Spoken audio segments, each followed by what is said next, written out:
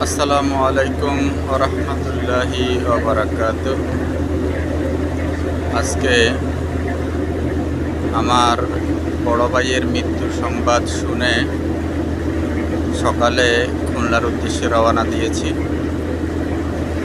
এখন চাঁদপুর ফেরি, যেটাকে হরিণাঘাট ফেরি বলা হয়, এই ফেরি পার হচ্ছি।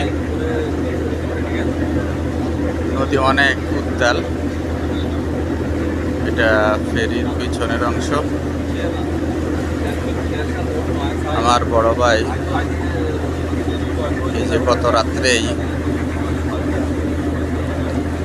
14ই জুন দিবাগত রাত্র 12টা 30 মিনিটের সময় খুলনা ইন্তেকাল করিয়াছেন। ইন্না লিল্লাহি ওয়া ইন্না ইলাইহি রাজিউন।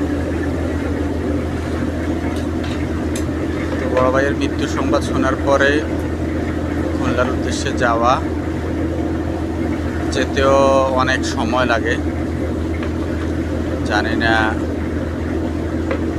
গিয়ে জানাজার নামাজ কতটুকু পাবো। আমরা আবার বলে দিয়েছি যে আমাদের জন্য যেন জানাজার নামাজ অপেক্ষা করা না হয়। মুর্দাকে ধরে রাখা, মুসল্লিদেরকে কষ্ট দেয়া না হয়। আমরা জানাজার নির্দিষ্ট সময়ের আগে আসতে পারলে জানাজায় অংশগ্রহণ করব। আর যদি আমাদের দেরি হয়ে যায়, জানাজা নির্দিষ্ট সময়ে হয়ে যাবে, আমরা পরবর্তীতে দোয়ায় অংশগ্রহণ করব এবং আমাদের শোক সন্তপ্ত আমাদের যে ভাইয়েরা আছে, বাতিজা আছে, বাতিজিরা আছে, আমাদের বোনেরা আছে, সবার সাথে হয়তো সাক্ষাৎ করব আমরা এবং আমাদের মৃত বড় ভাইয়ের রুহের আত্মার মাগফিরাতের জন্য দোয়া করব। সবাই দোয়া করবেন। ভালো থাকবেন। আল্লাহ হাফেজ। আসসালামু আলাইকুম ওয়া রাহমাতুল্লাহি ওয়া বারাকাতুহু। এটাকে সবাইকে একটু নদীর স্রোত দেখানোর চেষ্টা করেছি। আল্লাহ তাআলার সৃষ্টির কুদরত সব আল্লাহ তাআলার নিয়ম মেনে চলে। নদী তার প্রবল স্রোত বইয়েই চলছে। সূর্য সূর্যের গতিতে, চন্দ্র চন্দ্রের গতিতে, বাতাস বাতাসের গতিতে, গাছপালা গাছপালার গতিতে বড় হচ্ছে। আবার যখন আল্লাহ তাআলার হুকুম হয় বৃষ্টি আসে, বন্যা আসে, ঘূর্ণিঝড় টর্নেডো আসে, ভূমিকম্প আসে। আল্লাহ তাআলার কুদরত এইভাবে চলতেই থাকে। আর আমাদেরও হায়াত অনুরূপভাবে চলতে থাকে। আমাদের যার যে হায়াত আছে, হায়াত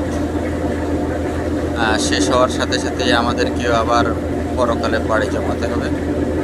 নদী কতটুকু কি দেখা যায় জানি না। নদী ভালোই উত্তাল। পাশ থেকে দেখানোর চেষ্টা করছি। ওই পাশে মানে অনেক দূরত্ব, একদম ওই পাড়টা একদম দোআঁশা দেখা যায়, কষ্টে দেখা যায় না, স্পষ্ট দেখা যায় না। আবার এই পাশ থেকে মোটামুটি পাড় কাছে, অর্থাৎ এই পাড় ঘেঁষেই ফেরি চলছে। অনেক বড় ফেরি, অনেকগুলা ট্রাক, পিকআপ, আমাদের বহনকারী বাস, এছাড়া আরও কয়েকটা বাস এভাবে এই ফেরিতে আছে। আল্লাহ হাফেজ। সবাই ভালো থাকবেন, দোয়া করবেন। আসসালামু আলাইকুম ওয়া রাহমাতুল্লাহি ওয়া বারাকাতুহু।